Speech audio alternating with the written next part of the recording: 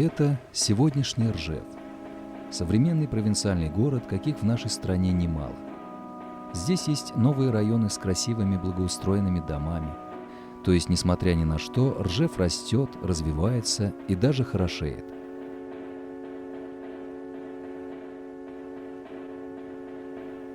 Но большинство домов на его улицах все-таки новыми не назовешь. Этим Ржев не отличается от многих российских городов подобного масштаба. Он отличается другим, тем, что в нем практически нет зданий, которые были построены до Великой Отечественной войны. Панораму Ржева того периода мы видим на этой дореволюционной открытке. И на ней, и вообще на фотоснимках того периода Ржев буквально дышит умиротворением, выглядит солидным, респектабельным. Затем в первые десятилетия советской власти он стал превращаться в промышленный центр. Здесь работали довольно крупные предприятия, была развита сеть социальных, медицинских, образовательных учреждений. Численность населения города приближалась к 60 тысячам, то есть, можно сказать, Ржев процветал и радовал глаз. А вот другой снимок. Он сделан примерно с того же места, что и панорама начала века, но сделан на 40 лет позже, в 1943-м, сразу после освобождения города от немцев. На месте процветающего Ржева почти сплошное пепелище. Эта картина оживает и на кадрах кинохроники, которые снимались, когда в марте 43-го приехали иностранные журналисты. Приехали, чтобы своими глазами посмотреть, что стало с городом в результате Ржевской битвы. Посмотрели и пришли к выводу, что восстановить Ржев невозможно. Впрочем, такой вывод напрашивался сам собой. Ну, вы видите, Ржев превратился в мертвый город, в безлюдный. Вдумайтесь, когда гитлеровцы входили в него, здесь оставалось порядка 20 тысяч жителей, а наши, когда вернулись, застали в живых менее 300 человек. Менее 300 из 20 тысяч.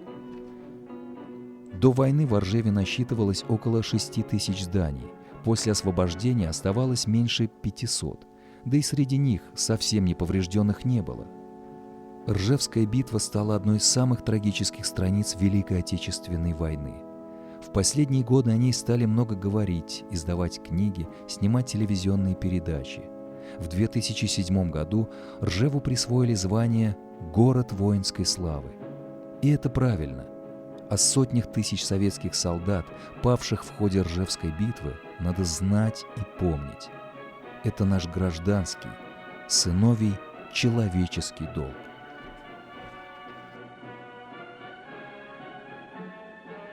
Но надо помнить и о других героях, о тех, кто сражался не в окопах, а в самом Ржеве. Сражался, хотя враги окружали буквально со всех сторон.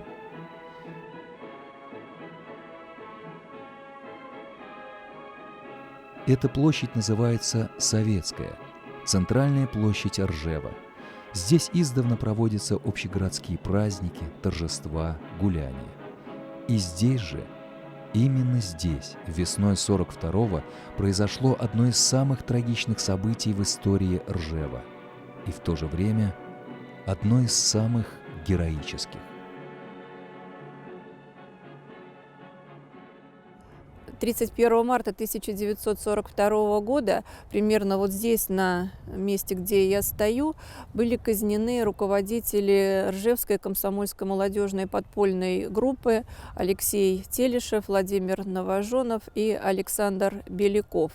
На воротах сквера, который был здесь на Советской площади, была сооружена фашистами виселица и состоялась публичная казнь при большом скоплении ржевитян, которых немцы сюда согнали.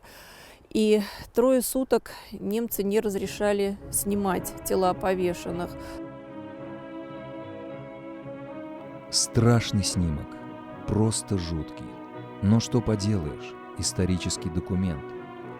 И помимо прочего он показывает, что гитлеровцы очень серьезно относились к казненным на Советской площади патриотам, поэтому прямо называют их участниками организации.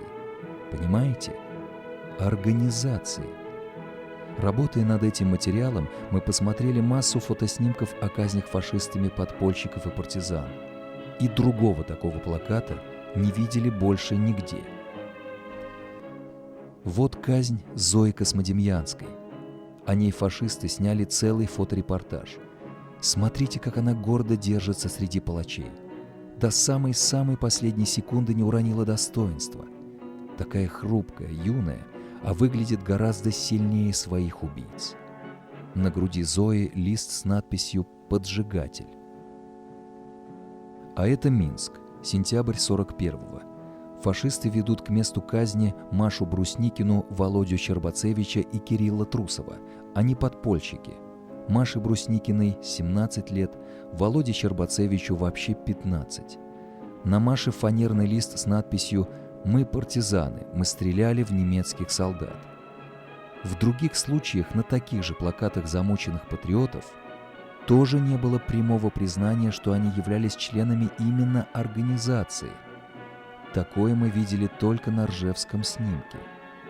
Значит, фашисты воспринимали ржевское подполье как очень серьезную опасность. Но давайте обо всем по порядку. Начнем с того, что война обрушилась непосредственно на Ржев 19 июля 1941 года. В этот день город в первый раз бомбили немецкие самолеты, а меньше чем через 3 месяца гитлеровцы уже шагали по Ржевским улицам. С военной точки зрения Ржев был оставлен практически без боевых действий. А 14 октября Ржев был занят немцами. Они сюда вошли, спокойно вошли, сразу начали грабить население. Они выгоняли жителей из домов, отбирали пищу, и, естественно, мародерствовали. Отнимать продукты питания у беззащитных людей, выгонять их из домов – это фашисты умели хорошо и делали повсюду. Но если бы они занимались только этим… Вот и в Ржеве чуть ли не с первого дня оккупации начались казни. Это было особенно страшно, потому что могло случиться с любым. Всех, кого фашисты убили, захватив Ржев, никто не считал и не записывал. А первой известной жертвой нового порядка стал учитель истории железнодорожной школы номер 2 Алексей Тимофеев. Его повесили прямо у ворот школы. Несколько дней спустя также на улице повесили директора Ржевского льнозавода Агриппину Бунегину. Вешали и расстреливали то одного, то другого, то третьего. Имена погибших не сохранились. А затем наступило 10 ноября. 10 ноября 1941 года здесь, на берегу Волги, состоялась первая в Ржеве массовая публичная казнь. Фашисты казнили 10 известных в городе жителей, обвиняя их в связи с партизанами. 10 человек стреляли каждому в голову по очереди, 5 человек расстреляли на правом берегу, 5 на левом берегу Волги. В группе расстрелянных 10 ноября был и Александр Матвеевич Дроздов, очень популярный в городе человек, гармонист, душа всех праздников. А Наталья Дранова, бесценный помощник нашей съемочной группы, его прямая внучка. В начале 50-х дочь Александра Матвеевича на протяжении нескольких лет разыскивала на берегу Волги захоронение расстрелянных 10 ноября. И нашла. Фашисты действительно очень боялись народных мстителей. Поэтому многочисленными убийствами они стремились так запугать жителей Ржева, чтобы ни у кого не возникло даже мысли о каком-то сопротивлении. И в значительной степени это им удалось. В этих условиях в Ржеве нашлось немало таких, кто пошел на службу к захватчикам. Большинство остальных ходили на работы, которые требовались оккупантам, рыли окопы, чистили улицы, что-то строили. За это им давали хоть какую-то еду. Да, хоть какую-то, но давали. Иначе продукты питания достать было практически негде. Нам удалось найти всего одну документальную киноленту, которая показывает оккупированный Ржев. Вот она. Судя по всему, оператор-любитель из немецких солдат снял ее накануне нового 1942 года. На этих кадрах все выглядит вполне мирно и даже благостно. Дети развлекаются. А что им еще делать? Зима на дворе. Солдаты занимаются какими-то будничными делами. Получают посылки из дома. Мальчик задремал у новогодней елки, видимо, наевшись немецких конфет. Солдаты заигрывают с девушкой. Девушка, как и положено, смущается от внимания такого количества молодых людей. Все так. Только вот заигрывают солдаты с девушкой с какой-то издевкой. Впрочем, это понятно. Они ведь могут сделать с ней что хотят. Все, что хотят.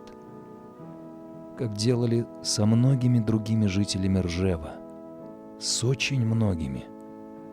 Нет, сегодня нам ни за что не понять, что чувствовали, что думали жители Ржева в те дни и месяцы. Не понять и не узнать. Но мы знаем другое.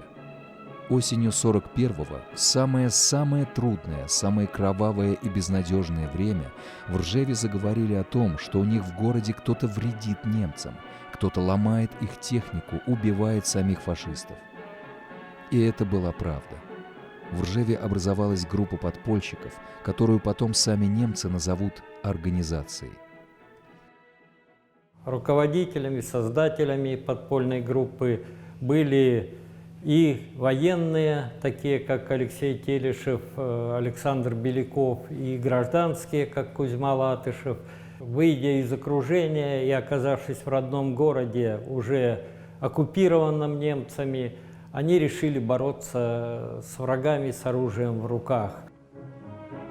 На том этапе Великой Отечественной войны группы подпольщиков стали появляться во многих захваченных гитлеровцами городах нашей страны.